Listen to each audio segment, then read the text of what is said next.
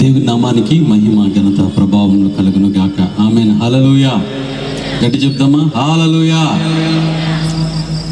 ECI గెస్తమనే ప్రార్థనా మందిరం మరియు జిఎం సంఘములు కలిపి ఏర్పాటు చేసుకున్నటువంటి ఈ గెస్తమనే ఆశీర్వాద పండుగలకు మిమ్మల్ని అందరినీ ప్రేమపూర్వకంగా ఆహ్వానం పలుకుతున్నాం. అందరికీ అనేకులకు స్వార్థను అందించాలని, అనేకులు యేసుక్రీస్తు యొక్క ప్రేమను తెలపాలనే ఉద్దేశంతోనే ఈ ఏర్పాటు చేసుకున్నటువంటి కూడికలు చాలా సంతోషంగా ఉంది.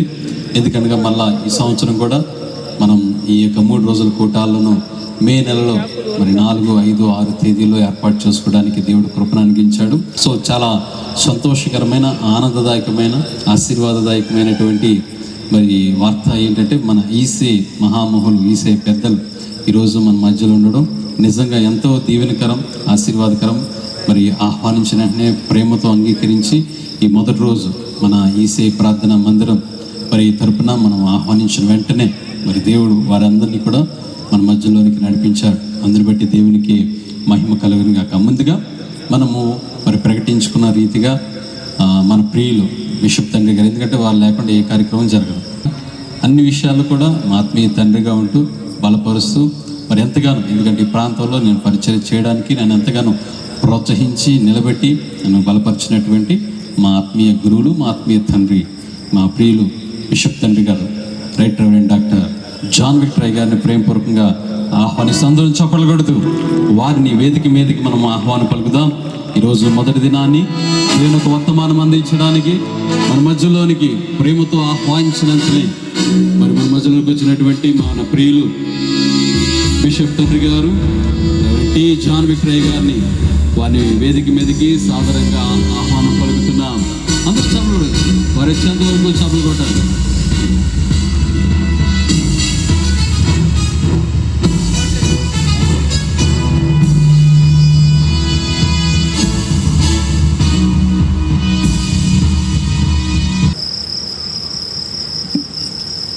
క్రీస్తు యేసునందు నాకు అత్యంత ప్రియులను, విశేషంగా కుమార సమానులైనటువంటి రెవరెండ్ పృథ్వీరాజ్ అయ్య గారిని బట్టి దేవునికి వందనాలు చేస్తున్నాము. ఆయన వివాహ విషయంలో కానీ, ఆయన ఇక్కడ అపాయింట్మెంట్ చేస్తున్న విషయంలో కానీ, ఈసీసీ టీమ్ లీడర్గా పనిచేస్తున్నప్పుడు నేను వచ్చి ఆయనలో ఉన్న టాలెంట్ చూశాను. ఈయన ఈ ప్రాంతానికి సరైనటువంటి పాత్ర అని చెప్పి గమనించాను. కనుకనే వెంటనే టీం ఆఫ్ చేసి, అయ్యా మీరు పాస్టర్గా ఉండండి, ఇంకో టీం లీడర్ని ఏర్పాటు చేస్తామని జాన్ గారికి టీం అప్పగించి అయ్యగారిని ఇక్కడ ఈ యొక్క గిర్సెమనే ఈసీఐ చర్చ్ ఈ యొక్క సంఘ కాపరిగా ఆయన అపాయింట్మెంట్ చేస్తాం జరిగింది.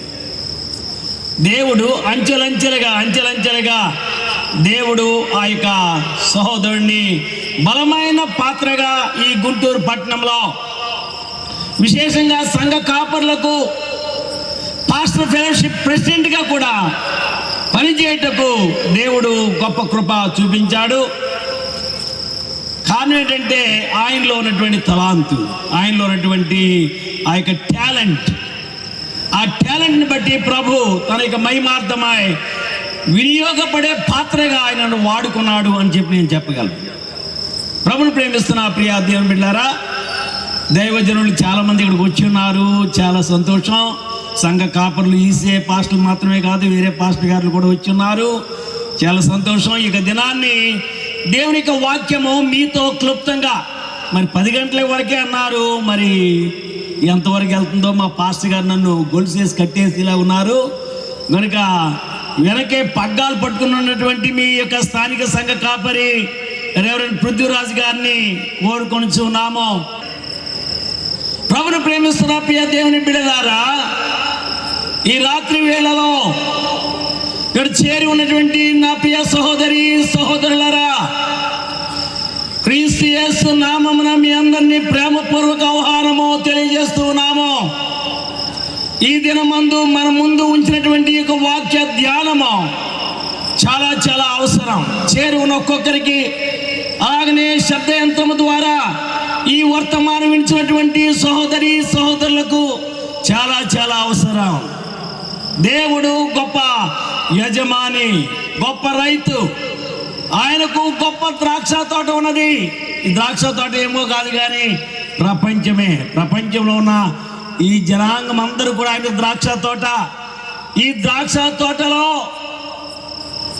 విచిత్రమైన సంగతి ఏంటంటే ఆయన నాటు వేసి చక్కగా పెరిగి పెద్దదై ఫలాలు ఇచ్చే సమయంలో గుత్తదారులకు ఆయన ఇచ్చి వెళ్ళాడు. అయితే విచిత్రమైన సంగతి ఏంటంటే పంట కాలమున ఆ పంటను సమకూర్చుటకు వారు తన పని వారిని పంపిస్తున్నప్పుడు ప్రియులారా, అక్కడ మనం చూస్తూ ఉన్నాం. వారు మొదటి వాడిని కొట్టి పంపించేశారు, రెండో అతను కూడా కొట్టారు, తిట్టారు, అవమానపరిచారు, పంపించేశారు. మూడో అతను కూడా అదే పని చేశారు. అయితే విచిత్రమైన సంగతి ఏంటంటే మూడో వ్యక్తి విషయంలో అయితే అతను చంపేశారు. విచిత్రమైన సంగతి ఏంటంటే అతను అనుకున్నాడట, ఏమని, యజమానుడు ఈ తోట యొక్క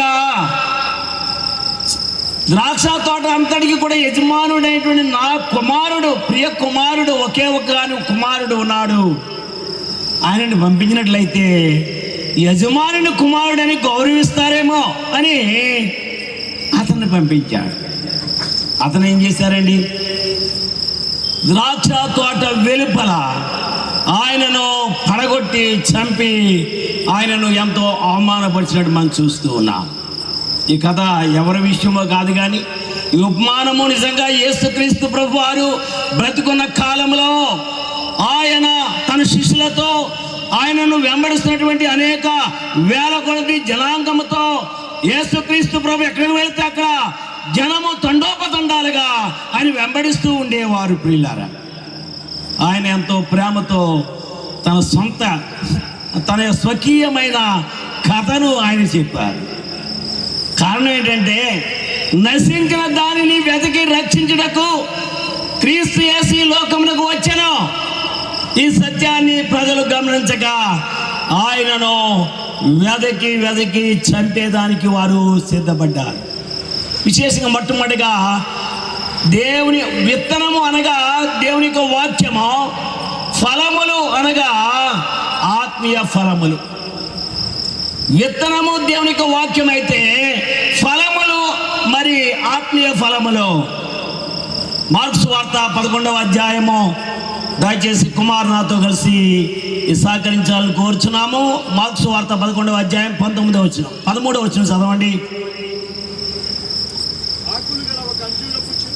ఆకులు గల ఒక అంజూరపు చెట్టును దూరం నుండి చూచి దాని మీద ఏమైనను దొరుకునేమో అని వచ్చెను. దాని యొద్ద వచ్చి చూడగా ఆకులు తప్ప మరేమీ కనబడలేదు. ఏలైనగా అది అంజూరపు పండ్ల కాలము కాదు. చాలండి, చదవండి. ఈ వాక్య భాగంలో యేసు ప్రభు వారికి తెలియదా అది పంట కాలము కాదనే సంగతి? ఆయనకు తెలుసు. అయినప్పటికీ కూడా ఇక్కడ ఒక చక్కటి పాఠము నేర్పించుటకు యేసయ్య ఈ యొక్క కథను, ఈ యొక్క ఉపమానమును వారికి చెప్పినట్టుగా మనం చూస్తూ ఉన్నాం. ఆకులు తప్ప మరేమీ లేదు. అలవాట్లు, ఆచారాలు, పద్ధతులు, ఆరాధనలు, కీర్తనలు, చప్పట్లు, హల్లెలూయా స్తోత్రాలు ఎన్నో ఉన్నాయి, కానీ ఏం లేదంట, ఆత్మీయ ఫలము లేదు. ఆత్మీయ ఫలముల కొరకు ప్రభు ఎదురు చూస్తూ ఉన్నాడు.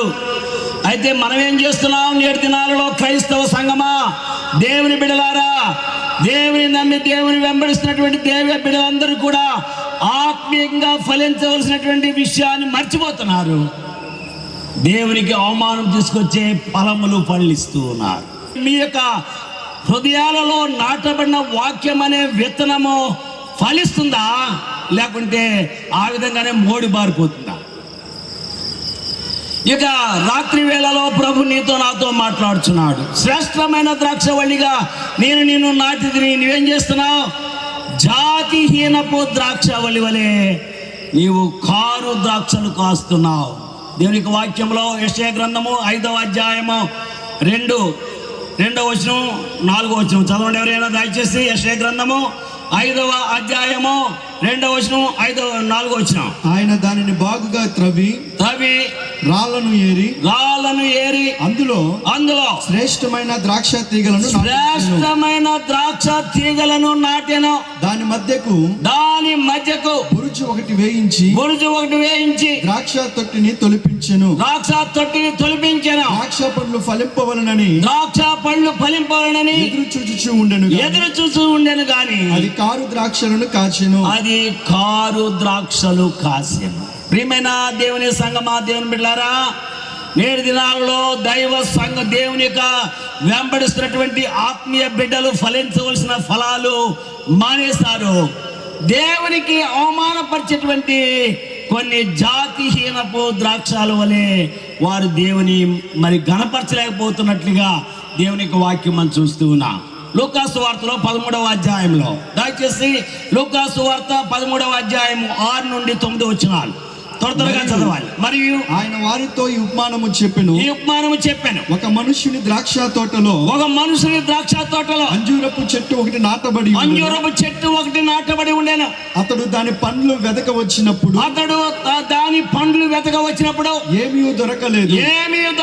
గనుక అతడు ఇదిగో 3 ఏండ్ల నుండి నేను ఈ అంజూరపు చెట్టున పండ్లు వెతక వచ్చుచున్నాను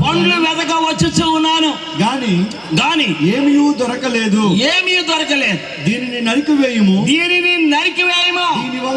దీని వలన ఈ భూమి ఎలా వ్యర్థమైపోవాలని. ప్రియమైన దేవుని సంగమా, ప్రభు బిడ్డలారా, దేవుని యొక్క సంఘంలో నివసించే ప్రతి ఒక్కొక్క బిడ్డ కూడా దేవుడు నాటిన ద్రాక్ష చెట్టు వలె ఉండాలి అని ఆయన కోరుచున్నాడు.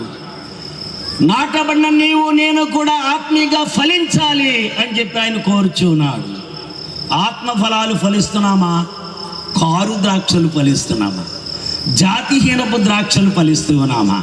ఇక రాత్రి వేళలో దేవుని బిడ్డలైనటువంటి మనమందరం కూడా ఒకసారి తడివి చూసుకోవాలి, ఒకసారి ఆలోచన చేయాలి. ఇక్కడ చూడండి, ఆత్మీయ ఫలములు అనగా మారు మనసు. మొట్టమొదటి ఏంటంటే మారు మనసు అనగా నీ మనసును మార్చుకొని ప్రభు వైపు తిరిగినటువంటి అనుభవము అనగా నీవు నిజంగా రైట్ అబౌట్ టర్న్, నీవు నీ యొక్క వెళుచున్న మార్గం నుండి వెంటనే గిర్రను తిరిగి ప్రభు మార్గం వైపు వెళ్ళేటువంటి ఆ యొక్క అనుభవంలోనికి నువ్వు వచ్చావా? మార్క్స్ వార్త 1వ అధ్యాయం 15వ వచనంలో ఉన్న వాక్య ప్రకారము, మార్క్స్ వార్త 1వ అధ్యాయం 15వ వచనం,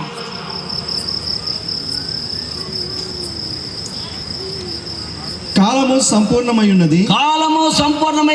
దేవుని రాజ్యము సమీపించి ఉన్నది. మారు మనసు పొంది సువార్తను నమ్ముడి అని చెప్పుచు దేవుని సువార్త ప్రకటించుచు. మారు మనసు అంటే చాలా మంది మరలు గొలిపే మనసు అనుకుంటున్నారు. చాలా మంది మారు మనసు అంటే ఇప్పుడు ఉన్నటువంటి మనసును తిప్పేసుకుని వేరే చోటకి వేరే విధంగా వెళ్ళేటువంటిది మనసు అనుకుంటున్నారు. నో, నీవు వెళ్తున్న మార్గము తప్పుడు మార్గమని తెలిసినప్పుడు, ఈ మార్గంలో భయంకరమైనటువంటి నష్టం ఉన్నదని తెలుసుకున్నప్పుడు వెంటనే నీవు రైట్ అబౌట్ టర్న్, వెంటనే తిరగాలి, దేవుని వైపు తిరగాలి, శిలువ మార్గం వైపు తిరగాలి, ప్రభు వైపు తిరిగి మారు మనసు పొందాలి. అంతేకాదు యోహాను సువార్త 3:3 అంటాడు, క్రొత్తగా జన్మించిన అనుభవం. క్రీస్తు యేసులో నీవు జన్మించిన అనుభవం. ఇక్కడ మైకల్ యవన బిడ్డ మంచి సాక్ష్యం ఇచ్చాడు. ఆ బిడ్డకి రక్షణ అనుభవము కలిగి ఉన్నది కనుక అతడు ధైర్యంగా నిలబడి ప్రభు తన జీవితంలో జరిగించిన అనేక మేళ్లను గూర్చి చెప్పాడు. నిజమే, తిరిగి జన్మించిన అనుభవము నీకున్నదా? పాత జీవితము, రోత జీవితము, పాప జీవితము, ఈ లోకంలో నిన్ను నష్టపెట్టి కష్టపెట్టి నిన్ను నరకాలు నడిపించేటువంటి మార్గం నుండి వెనుదిరిగి ఉన్నావా? నిశ్చయముగా నీవు వెనుదిరిగినట్లయితే నీవు తిరిగి జన్మించిన అనుభవంలో ఉన్నావు. ఆత్మఫలం ఏమనగా నిత్య జీవానికి వారసత్వము. దేవుని స్తోత్రం చెప్పండి. ఆత్మఫలం ఏమంటే నిత్య జీవానికి వారసత్వం. యోహాను సువార్త 3:16 మనం చదువుతున్నాం కదా. దేవుడు లోకమును ఎంతో ప్రేమించెను కాగా ఆయన తన అద్వితీయ కుమారునిగా పుట్టిన వాని యందు విశ్వాసము విశ్వాసముంచు ప్రతి వాడును నశింపక నిత్య జీవము పొందట్లు ఆయనను అనుగ్రహించెను. ఎంత చక్కటి అనుగ్రహము, ఎంత గొప్ప! The great gift of God's great gift is Jesus Christ himself. దేవుడు మనకు అనుగ్రహించిన గొప్ప వరము ఏమో కాదు కానీ యేసుక్రీస్తే. యేసుక్రీస్తు ఇచ్చినటువంటి ఈ వరాన్ని నువ్వు అంగీకరించి ఉన్నావా? యేసు ప్రభులో ఉన్న సంతోష సమాధానములు, ఆత్మీయ వరములు, ఆత్మీయ ఫలాలు నువ్వు అనుభవించడానికి సిద్ధంగా ఉన్నావా? ఈ రాత్రి వేళలో ప్రభు నీతో నాతో కూడా మాట్లాడుచున్నాడు కనుక నిత్య జీవానికి వారసత్వాన్ని ప్రభు మనకిచ్చాడు. అంతేకాదు రక్షణ దేవుడు అనుగ్రహించాడు. మొదటి పేతురు పత్రిక 1వ అధ్యాయము 8-9 వచనాలు. మొదటి పేతురు పత్రిక 1వ అధ్యాయము 8-9 వచనాలు. మీరు ఆయనను చూడకపోయినను ఆయనను ప్రేమించుచున్నారు. ఇప్పుడు ఆయనను కన్నులారా చూడకయే విశ్వసించుచున్నారు. ప్రభుని ప్రేమిస్తున్న ప్రియ దేవుని బిడ్డలారా, ఒకవేళ ఆయన చూడకపోయినా కూడా మీరు ఆయన ప్రేమిస్తున్నారు కనుక నేను రక్షణ మీకు సమీపంగా ఉంది. మీరు రక్షణ అనుభవంలో కొనసాగి వెళ్ళుచున్నారు, రక్షింపబడిన వారిగా ఉన్నారు. భయంకరమైనటువంటి ఘోరమైన నరకం నుండి తప్పించుకొని దేవుని యొక్క నిత్య రాజ్యంలో, శాంతి సమాధానం ఉన్నటువంటి రాజ్యంలో, సంతోషము సమాధానం ఉన్న రాజ్యంలో దేవుని బిడ్డలతో సంతోషముగా దేవుని ఆరాధించే ఆ గొప్ప స్థలంలోనికి నీవు వెళ్ళేదానికి నీవు సిద్ధపాటు చేసుకోవాలి. అదే నిజమైన ఆత్మీయ ఫలము. ఈ ఆత్మీయ ఫలము నీవు కలిగి ఉన్నావా? ఈ 4 విధములైన ఫలము ఆత్మీయ ఫలము అనగా మారు మనసు, 2వది తిరిగి జన్మించిన అనుభవము, 3వది నిత్య జీవము, 4వది రక్షణ. ఈ యొక్క 4 అనుభవాలు ఉన్నటువంటిది ఆత్మీయ ఫలము. కానీ 7 దినాల్లో ఎలా ఫలిస్తూ ఉన్నాం? యెషయా మరి చూడండి దయచేసి దేవుని యొక్క వాక్యంలో శరీర ఫలములుగా ఉన్నాయట, ఆత్మ ఫలములు ఉన్నాయట. శరీర ఫలములు ఉన్నాయి, ఆత్మ ఫలములు ఉన్నాయి. గలతీ పత్రిక 5వ అధ్యాయం 19వ వచనంలో శరీర ఫలములు అక్కడ కనబడుతున్నాయి. చదవండి ఎవరైనా. శరీర కార్యములు స్పష్టమై ఉన్నవి అవేమనగా జారత్వము అపవిత్రత కామకత్వము విగ్రహారాధన వ్యభిచారము ద్వేషములు కలహములు మత్సరములు క్రోధములు కక్షలు భేదములు విమతములు అసూయలు మత్తతలు అల్లరితో కూడిన ఆటపాటలు ఇవన్నీ కూడా శరీర సంబంధమైన ఫలాలు. ఇవి శరీర సంబంధంగా ఫలిస్తున్నావా, ఆత్మీయంగా ఫలిస్తున్నావా? ప్రియ విశ్వాసి, ఇక రాత్రి వేళలో దేవుని సన్నిధికి వచ్చిన నీవు నేను కూడా ప్రభు శరీరంగా ఫలిస్తాం గొప్ప కాదు కానీ ఆత్మీయంగా ఫలిస్తాం చాలా గొప్పతరం అని ప్రభు మనకు బోధిస్తూ ఉన్నాడు. దేవుని యొక్క వాక్యంలో అదే గలతీ పత్రికలో 5వ అధ్యాయం 22వ వచనాన్ని. అయితే ఆత్మఫలం ఏమనగా ప్రేమ సంతోషము సమాధానము దీర్ఘశాంతము దయాళత్వము మంచితనము విశ్వాసము సాత్వికము ఆశానిగ్రహం. ప్రియమైన దేవుని సంగమా, ఆత్మీయంగా ఫలిస్తున్నావా, శారీరకంగా ఫలిస్తున్నావా? శరీరం ఇంత లావైపోయినా కూడా ఏం ప్రయోజనం? మా దగ్గర ఒక ప్రిన్సిపల్ గారు ఉండేవారు. ఆయన పేరు రెవరెండ్ డాక్టర్ జోషి కుమార్. ఆయన బహుశా ఈ పుల్పీడ్ అంత వెడల్పు ఉంటాడంతే. ఏమండి, ఎందుకు ఎప్పుడు కూడా 24 గంటలు ఆ శరీరం ఏమన్నదని పెట్టు అన్నదట. తిని ఇంత లావయ్యాడు. ఏం ప్రయోజనం చెప్పండి? మనం శారీరకంగా ఫలిస్తున్నామా, ఆత్మీయంగా ఫలిస్తున్నామా? ఇక రాత్రి వేళలో నన్ను నేను పరిశోధన చేసుకోవాల్సినటువంటి సమయమా? ఈ యొక్క ఎంతో వ్యయ ప్రయాసలతో, ఎంతో ఖర్చుతో, ఎంతో ప్రయాసలతో ఇక సంఘ బిడ్డలు, సంఘ కాపరి అద్భుతమైన మీటింగ్లు ఇక్కడ అరేంజ్ చేశారు. ఈ మొదటి దినమందు దేవుడు నీతో మాట్లాడుతున్నాడు. నువ్వు ఆత్మీయంగా ఫలిస్తున్నావా, శారీరకంగా ఫలిస్తున్నావా? శరీర ఫలితం విషయంలో ఆనందిస్తూ ఉన్నావా, ఆత్మీయ ఫలాల కొరకు ఎదురు చూస్తూ ఉన్నావా? రోమాపత్రిక 1వ అధ్యాయం 13వ వచనం. రోమాపత్రిక 1వ అధ్యాయం 13వ వచనం. ఎవరు చదవండి త్వరగా? సహోదరులారా నేను ఇతరులైన అన్యజనులలో ఫలము పొందినట్లు మీలో కూడా ఫలమేదైనను పొందవలెనని అనేక పర్యాయములు మీ యొద్దకు రానుద్దేశించి. ప్రియమైన దేవుని సంగమా, రోమా పట్టణంలో ఉన్నటువంటి దేవుని యొక్క సంఘమును గూర్చి పౌలు రాయుచున్నాడు. మీలో నుండి ఏదైనా ఆత్మీయ ఫలాలు నేను చూడాలని ఆశతో ఎదురు చూస్తూ ఉన్నాను. ఈ రాత్రి వేళలో ఆత్మీయంగా ఫలిస్తున్నావా, శారీరకంగా ఫలిస్తున్నావా? శారీరక ఫలాలతో తృప్తి చెందొచ్చు ఉన్నావా? ఈ రాత్రి ప్రభు నీతో మాట్లాడుతూ, ఒకవేళ ఆత్మీయంగా ఫలించినట్లయితే ఈ 4 విధాలైన ఆత్మీయ ఫలము నువ్వు ఫలించాలి.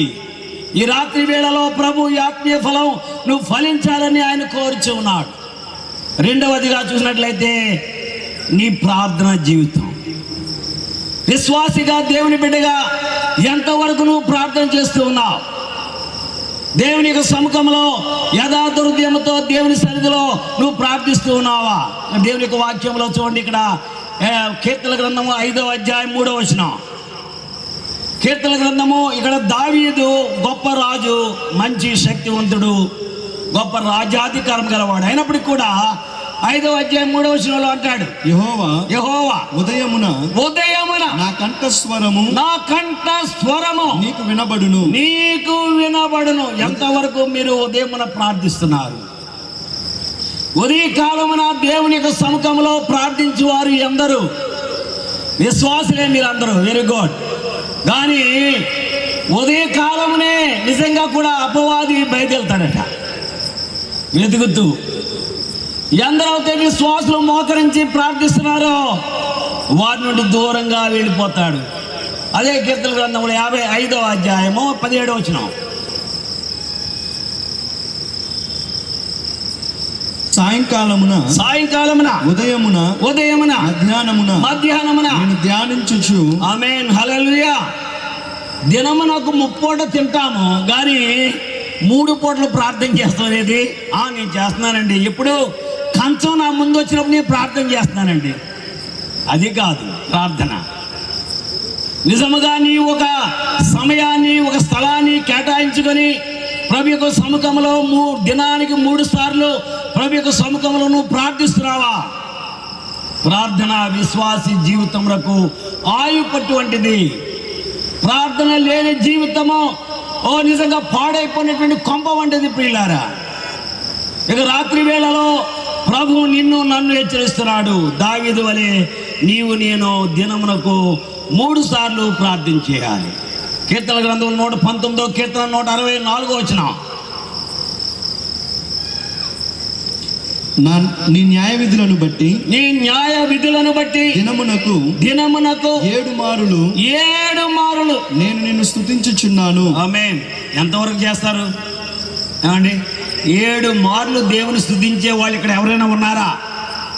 క్రింద కూర్చున్న వాళ్ళు ఎవరైనా ఉన్నారా? దేవుని దినమునకు 7 మార్లు దావీదు వలె దేవుని ఆరాధించేవారు, దేవుని స్తుతించేవారు, దేవుని కొరకు కీర్తన పాడేవారు ఉన్నారా? ప్రభు అడుగుచూ ఉన్నాడు. అంతేకాదు ప్రార్థన చాలా చాలా ప్రాముఖ్యమైనది. మొదటి సమూయేలు గ్రంథంలో 1వ అధ్యాయం 13వ వచనంలో హన్నా తన హృదయాన్ని కుమ్మరించి తనకున్న అవసరతను గూర్చి ప్రార్థించింది. కనుకనే ఆమె ప్రతిఫలము పొందింది, ప్రవక్త అయినటువంటి సమూయేలును కన్నది. అలాగనే చూడండి, నిర్గమాకాండము 14వ అధ్యాయం 15వ వచనంలో మనం చూసినట్లయితే మోసే ప్రార్థన చేస్తున్నాడు. హృదయం విప్పి హృదయము కుమ్మరించి ప్రార్థిస్తున్నాడు. నిర్గమాకాండము 14వ అధ్యాయం 15వ వచనం.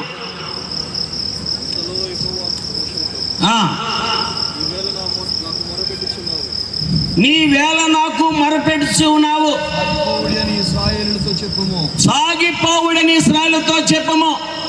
నీవు నీ కర్రను ఎత్తి ఆ సముద్రము వైపు నీ చేయి చాపి. ఆమేన్. అనేక సార్లు కష్టం ఎదురైనప్పుడే అన్నీ మన జ్ఞాపకం వస్తాయి. అయ్యయ్యో, అసలు ఎందుకు ఈ దేవుణ్ణి నమ్మాం, ఎందుకు ఈ దేవుడితో మనం వెళ్తున్నాం, ఎందుకొరకు మనకి ఈ సమస్య వచ్చింది, గన్ను వచ్చింది, ఈ యొక్క ఆటంకం వచ్చిందని అప్పుడు మనం బాధపడుతూ ఉంటాం.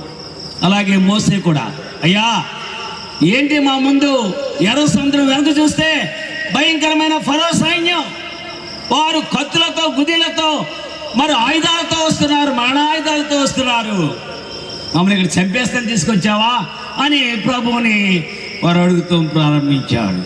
ప్రభుని ప్రేమిస్తున్న ప్రియ దేవుని బిడ్డలారా, ఆపద వచ్చినప్పుడు కష్టం వచ్చినప్పుడు కాదు, మరి నిశ్చయముగా దేవుని యొక్క సముఖంలో హన్నా వలె హృదయం కుమ్మరించి ప్రార్థించి వారుగా ఉన్నామా? అలాగే మోసే వలె అతడు ఎలిగెత్తి ప్రార్థించి ఆ ఎర్ర సముద్రమును తన చేతి కర్రతో కొట్టగానే ఎర్ర సముద్రం 2 పాయలుగా చీలిపోయి ఆరిన నేల ఏర్పడింది. ఇశ్రాయేలులందరూ కూడా ఆరిన నేలలో నడిచి చక్కగా దేవుని స్తుతించు బయలు వెళ్ళారు. ప్రభుని ప్రేమిస్తున్న ప్రియ దేవుని సంగమా, మూడవదిగా మనం చూసినట్లయితే దావీదు కూడా ఆయన ఎప్పుడు కూడా ప్రార్థిస్తూ ఒక అద్భుతం చూసేవాడు. దావీదు కీర్తన గ్రంథంలో 5వ అధ్యాయం 17వ వచనాన్ని, కీర్తనలో 5:17 ఎవరిని చదవండి.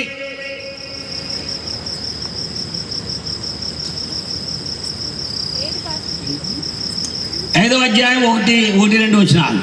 ఇక్కడ యెహోవా నా మాటలు చెవిని పెట్టుము, నా మాటలు చెవిని పెట్టుము, నా ధ్యానము మీద లక్ష్యముంచు, నా ధ్యానము మీద లక్ష్యముంచుము, నా రాజా నా దేవా నా ఆర్తధ్వని ఆలకించు, నా ఆర్తధ్వని. ప్రియులారా, ఇక్కడ ఇంటికి వెళ్ళి చదవండి 5వ అధ్యాయం 1-7 వచనాలు చదువుతుంటే ప్రభు యొక్క సన్నిధిలో అతడు పెడుచున్నటువంటి మొర, అతను చేస్తున్న ప్రార్థన, అతనుకున్నటువంటి విన్నపాలు ఆయన దేవుని సన్నిధిలో మరలా తిరిగి చెప్తున్నాడు. మనం ఎంతవరకు ప్రార్థిస్తూ ఉన్నాము? ప్రార్థన చేయవారి యొద్దకే అపవాది వస్తుందట. అపవాది అనగా లూసిఫర్ సింహాసనాసీనుడై ఓసారి 3 దూతలు పంపించిందంట. భూలోకంలో అన్నీ కూడా చుట్టరండి, తిరిగిరండి, ఒకసారి ఎలా ఉన్నారో పరిస్థితి. అసలు ముఖ్యంగా అదిగో గెస్సెమనే ఒక మందిరం ఉంది, ప్రార్థనా మందిరం, హౌసింగ్ బోర్డులో, ఎన్జిఓ కాలనీలో ఆ విశ్వాసులందరూ ఏం చేస్తున్నారు ఒకసారి చూసిరండి, వాళ్ళు ఎలా ప్రార్థిస్తున్నారు చూసిరండి అని చెప్పి ఆ యొక్క లూసిఫర్ తన దూతలను పంపించి ఉండగా వారు వచ్చి చూస్తున్నారంట. చూస్తుంటే ఏం జరిగింది తెలిసిన, అక్కడున్న వారందరూ కూడా మరి ముఖ్యంగా అన్ని గ్రామాలు తిరుగుతున్నాయి, అన్ని దేశాలు తిరుగుతున్నాయి. విచిత్రమైన సంగతి ఏంటంటే అది ఒక వాడ వెళుతున్నట్టు, ఆ వాడలో విశ్వాసులు చాలా మంది కీర్తనలు పాడుచు దేవుని మహిమపరచుచు స్తుతి యాగాలు చేయొచ్చు ప్రార్థన చేస్తూ ఉన్నారంట. ఇక్కడ వాడలో సముద్రంలో ప్రార్థిస్తున్న విశ్వాసం చూసి అతడు చాలా అసూయపడి ఆ ఓడను ఆ యొక్క లోతైన సముద్రంలో ముంచివేశాడు. అప్పుడు ఎంతో సంతోషంగా వచ్చి అన్నాడట, నేను ఎంత గొప్ప పని చేశానో తెలిసి ఈవేళ ఓడలో వెళుతున్నటువంటి మొత్తం విశ్వాసులందరినీ కూడా నీటిలో ముంచి చంపేశానన్నాడు. పెద్ద విశేషం ఏం కాదు. లూసిఫర్ అంటున్నాడట, పెద్ద విశేషమైన సంగతి కాదు, అటువంటి విశ్వాసులు ఇంకా ఎంతోమంది కోకొల్లలుగా పుట్టుకొస్తారు అన్నాడట. రెండవ వ్యక్తి వచ్చాడంట, అదేంటండి విచిత్రం, నేనైతే వెళ్ళినప్పుడు క్రైస్తవులందరూ కూడా ప్రార్థనలో కూడుకుని వాళ్ళు ఎంతో మొరపెడుచు దేవుని సన్నిధిలో ఎంతగానో ప్రార్థన చేస్తుంటే ఏం చేశాను తెలిసిన వాళ్ళందరికీ నిద్ర రప్పించేశాను. దేవుని స్తోత్రం చెప్పండి. ఎక్కడ రాదు నిద్ర, ఎప్పుడైతే మోకరిస్తామో అప్పుడు ప్రార్థన. ప్రభుని ప్రేమిస్తున్న ప్రియ సంగమా దేవుని బిడ్డలారా, ప్రభు రాకడ కొరకు నువ్వు సిద్ధపడకుండా మత్తుడు అయి విశ్వాసిగా ఉండి కూడా నువ్వు ప్రార్థన చేయనటువంటి స్థితిలో ఉన్నట్లయితే ప్రభు ఆకస్మికంగా నీ మీదకు రానై ఉన్నాడు. ప్రకటన గ్రంథంలో 22వ అధ్యాయంలో మరి దయచేసి 12వ వచనాలు చదవండి. 12-20 వచనాన్ని. ఇదిగో త్వరగా వచ్చుచున్నాను వాని క్రియల చొప్పున ప్రతి వానికి ఇచ్చుటకు నేను సిద్ధపరిచిన జీతము నా యొద్దనే ఉన్నది. ప్రియులారా, ఈ దినాన్ని కూర్చుని వాక్యం ఇచ్చిన మీరు కానీ, వాక్యం చెప్తున్న నేను కానీ, వెనక కూర్చున్నటువంటి సంఘ కాపర్లు కానీ ఎవరైనా కూడా వారి జీతం పట్టుకుని యేసే త్వరగా ఈ లోకానికి రానయ్యున్నాడు. అనుకొని గడియలలో నీవు తలంచని ఊహించినటువంటి సమయంలో యేసయ్య త్వరగా మన మధ్యకు రానయ్యున్నాడు. దేవుని స్తోత్రం చెప్పండి ఒకసారి. నమ్మిన వారందరూ గట్టిగా చెప్పండి. ఒకసారి చప్పలు కూడా దేవుని మహిమపరచండి. హల్లెలూయా.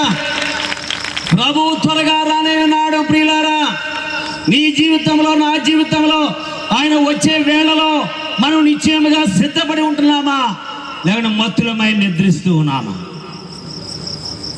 ప్రకటన గ్రంథం 3:11 వచ్చిన చదవండి ఎవరైనా. ప్రకటన 3:11. నేను త్వరగా వచ్చుచున్నాను. నేను త్వరగా వచ్చి ఉన్నాను. ఎవడును నీ కిరీటమును అపహరింపక, మీ కిరీటమును అపహరించకుండా మీకు కలిగిన దానిని గట్టిగా పట్టుకొనడి. మీరు గట్టిగా పట్టుకున్నారా, లూజుగా పట్టుకున్నారా? చాలా జాగ్రత్త సిమా. అపవాది చాలా తంత్రగాడు. వాడికి నీకు మంత్రం వేస్తాడు. నీ యొక్క గట్టిగా పట్టుకున్నటువంటి విశ్వాసాన్ని లూజుగా విడిచిపెట్టేదానికి వాడు ఎన్నో ప్రయత్నాలు చేస్తూ ఉంటాడు. కనుక ఈ రాత్రి వేళలో ప్రియ విశ్వాసి, దేవుని బిడ్డ, దేవుని యొక్క సముఖంలో నీవు ఫలిస్తూ ఉన్నావా? రెండవదిగా నీవు దేవుని యొక్క సముఖంలో ప్రార్థిస్తూ ఉన్నావా? దేవుని యొక్క సన్నిధానంలో ప్రభు రాకడ కొరకై సిద్ధపడుచు ఉన్నావా? అది చాలా చాలా ప్రాముఖ్యం. ఆఖరుగా చివరిగా యేసయ్య నిన్ను నన్ను రక్షించుటకు ఆయన ఎంతగానో శ్రమపడి ఆయన తన ప్రాణాన్ని, తన రక్తాన్ని నీ కొరకై నా కొరకై దారపోశాడు. నిన్ను రక్షించడం కొరకు, నన్ను రక్షించడం కొరకు, సర్వలోకంలో ఉన్న మానవ జాతిని రక్షించిన నిమిత్తమాయ్ సమస్త లోకంలో ఉన్నటువంటి ప్రజలందరినీ కూడా, ఏ భాష మాట్లాడే వారైనా, ఏ దేశం వారైనా, ఏ జాతి వారైనా, ఎవరు తెల్లగొన్నా నల్లగొన్నా, పొడిగ్గా ఉన్నా పొట్టిగా ఉన్నా, ఎవరైనప్పుడు కూడా ఆయన అందరి కొరకు తన రక్తమును చిందించి ఉన్నాడు. ఈ రాత్రి వేళలో నిన్ను నీవు, నన్ను నేను పరిశోధించుకోవాల్సిన పరిస్థితి ఈ యొక్క దినాన్ని దేవుడు మన ముందు ఉంచాడు. హెబ్రీ పత్రిక 9:22. హెబ్రీ పత్రిక 9:22.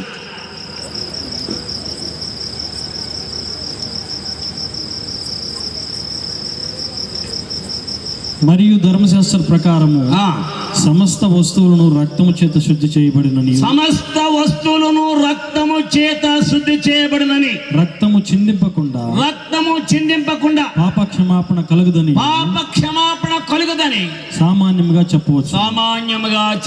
ప్రియమైన దేవుని సంగమా, దేవుని బిడ్డలారా, క్రీస్తు యేసు నీ కొరకు రక్తము చిందించినదే మన పాపములకు ప్రాయశ్చిత్తము లేదు కనుక తన యొక్క యవన రక్తం అంతని కూడా కల్వరి సిలువలో నీ కొరకే నా కొరకే దారవేశాడు.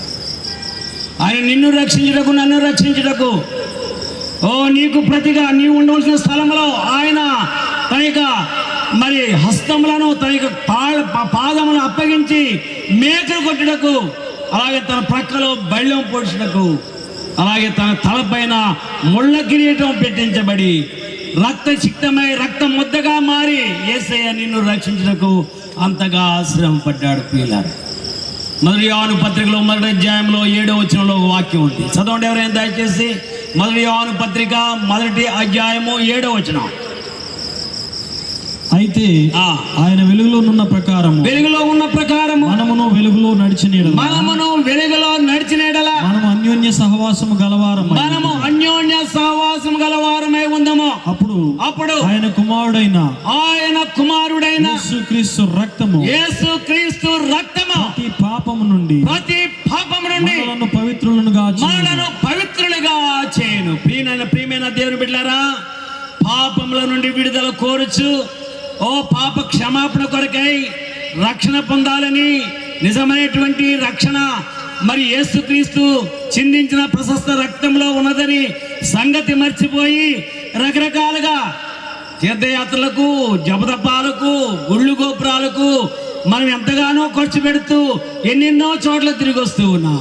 ప్రభు అన్నాడు, ఇదిగో ఇక రాత్రి వేళలో హృదయం ఇచ్చినట్లయితే, నీ హృదయం నాకు ఇచ్చినట్లయితే, ఇదిగో నేను నీ వద్దకు వచ్చి నేను చిందించిన రక్తముతో నీ ప్రతి పాపము నుండి నిన్ను పవిత్రులుగా, పరిశుద్ధులుగా చేయుటకు నేను సిద్ధంగా ఉన్నానని ప్రభు పిలుస్తున్నాడు. ఈ రాత్రి వేళలో కొన్ని నిమిషాలు ప్రభుత్వ సముఖంలో యేసయ్య నీ కొరకు, నా కొరకు, నీవు పొందవలసిన శిక్షణ, నేను పొందవలసిన శిక్షను నీవు పొందవలసిన మరణమును, నేను పొందవలసిన మరణమును ఆయన ఆ కల్వరి శిలువలో పొంది చనిపోయి సమాధి చేయబడి తిరిగి 3వ దినాన మృత్యుంజయుడై లేచి ఉన్నాడు కనుక ఆయన పిలుస్తూ ఉన్నాడు ప్రేమతో. కొన్ని నిమిషాలు అందరూ కూడా తల వంచి ప్రభు సన్నిధిలో ప్రార్థనలో ఉందాం. అందరూ కూడా దయచేసి కొన్ని నిమిషాలు ప్రభు యొక్క సముఖంలో ప్రార్థనలో ఉందాం. మృతియే పాపపు జీతము, ప్రభుని వరము జీవము. ఆ ప్రభు ఇచ్చేటువంటి నిత్య జీవం అనే వరాన్ని పొందుటకు ఈ రాత్రి వేళలో నేను సిద్ధపరచుకుందాం. ఈ రాత్రిలో ప్రభు నేను పిలుస్తూ ఉన్నాడు ప్రేమతో. ఆయన గాయపడిన హస్తాలు ముందు చాచి, నా కుమారుడా, నా కుమార్తె, ఈ రాత్రి వేళలో నీవు నాకు అవసరం, నీవు నాకు కావాలి. నేను శుద్ధీకరించి పరిశుద్ధపరిచి నేను పరలోక రాజ్యములకు వారసురాలుగా చేయడానికి ఇష్టపడుచున్నానని ప్రభు నిన్ను ప్రేమతో పిలుస్తున్నాడు. అందరూ కూడా ప్రార్థన చేస్తున్నటువంటి సమయంలో కొన్ని నిమిషాలు ప్రభు యొక్క ఆత్మ మన మధ్య సంచారం చేయుచుండగా ప్రభు ఆత్మ నేను నిజంగా ప్రేరేపించినట్లయితే ఈ రాత్రి వేళలో మరొక పర్యాయము ప్రభు మంచి తరుణం ఇస్తూ ఉన్నాడు. ఎన్నోసార్లు నీవు ప్రభు యొక్క సముఖం నుండి, ప్రభు యొక్క ఆత్మీయ కార్యాల నుండి దూరమైపోయావేమో. ఈ రాత్రిలో ప్రభు నేను ప్రేమించి ఆయన మళ్ళీ తిరిగి రమ్మని ఆహ్వానిస్తూ ఉన్నాడు. నువ్వు తిరిగి నా యొద్దకు రా, నీ పాపములు ఒప్పుకొని నా యొద్దకు వచ్చినట్లయితే నువ్వు నీ యొద్దకు వస్తూ ఉన్నాను, నన్ను కరుణించండి, నన్ను కనికరించండి అని చెప్పి మీ కుడి హస్తాలపైగా చూపించండి. మీ కొరకే ప్రత్యేకంగా ప్రార్థన చేయనై ఉన్నాము. దయచేసి ఇంకొక స్టెప్ ముందుకు వెళుతున్నాము. కుడి చేతుల పైకెత్తిన వాళ్ళందరూ కూడా ఉన్న చోటనే లేచి నిలబడవలసిందిగా కోరుచున్నాము. మీరున్న చోటనే నిలబడండి. దయచేసి మీ కొరకే ఒక ప్రత్యేకమైన ప్రార్థన. ఇదిగో మన యొక్క సంఘ కాపరి, స్థానిక సంఘ కాపరి ఎవరండి పృథ్వీరాజు గారు కొన్ని నిమిషాలు మీ కొరకే ప్రత్యేకమైన ప్రార్థన చేస్తారు. ఎందరైతే ఈ రాత్రి వేళలో మీ బలహీనతలు ఒప్పుకొని, మీ అపరాధములు, మీ పాపములు ఒప్పుకొని ప్రభు యొక్క సముఖంలో ఆత్మీయంగా ఫలించుటకు, ప్రభు కొరకు ప్రార్థన జీవితం ముందంజ వేసి సాగుటకు ఇష్టపడుతున్నారు. మీ అందరి కొరకే పాస్టర్ గారు మీ కొరకు ప్రార్థన చేస్తారు. ఆత్మీయ జీవితాల్లో గొప్ప ఫలించే అనుభవంలో మేము ఉండడానికి కృపదాయించండి. పరమగీతాల్లోని శ్రమిస్తున్నావు. నా ప్రియుడు ఉద్యానవనములోనికి వేయించేయుచున్నాడు తనకిష్టమైన ఫలముల కొరకు, తనకిష్టమైన ఫలముల కొరకు. నిజమే ప్రభా, ఒకవేళ మేము మాకిష్టమైన ఫలాలు మేము ఫలిస్తున్నాము కాదు ప్రభా, నీకు ఇష్టమైన ఫలాలు మేము ఫలించడానికి కృపదాయించండి. రేపు రాకడలో మేము అందరూ ఎత్తబడడానికి కృపదాయించండి. ఈరోజు ఈ ప్రత్యేకమైన ప్రార్థన కావాలని నిలబడినటువంటి బిడ్డలందరి కొరకే ప్రార్థిస్తున్నాం తండ్రి. వారి జీవితంలో ఏ ఆశలతో వచ్చారో, ఏ విడుదల కొరకు వచ్చారో, ఏ స్వస్థతల కొరకు వచ్చారో, ఏ ఇబ్బందుల్లో విడుదల కొరకు ఉన్నారో ఈ రాత్రి ప్రభు బిడ్డలు దర్శించును గాక. ఈ రాత్రి వారి జీవితంలో గొప్ప విడుదల కలుగును గాక. వారి జీవితంలో శాంతి సమాధానముల చెంత నింపబడును గాక. వారి జీవితంలో నిత్యమైన ఆనందము చెంత నింపబడును గాక. ఓ నూతన అభిషేకము చెంత నింపబడాలి తండ్రికి వందనాలు. ఒక నూతనమైన కార్యం వారి జీవితంలో మీరు జరిగించుకోమని ప్రభా, ఎంతమంది అయితే ఈ వాక్యాన్ని విన్నారు వారికి, వారి గృహాలకు, వారి కుటుంబాలకు దీవెనకరంగా మేలుకరంగా ఉంచమని ఇచ్చిన చక్కని వర్తమానాన్ని బట్టి ప్రభా నీ దాసులు జానకి గారిని బట్టి ప్రార్థిస్తున్నాం. బిడ్డని దీవెన ఆశీర్వాదంతో నింపమని యేసయ్య పుణ్యనామమున అడుగుచున్నాము తండ్రి. ఆమేన్.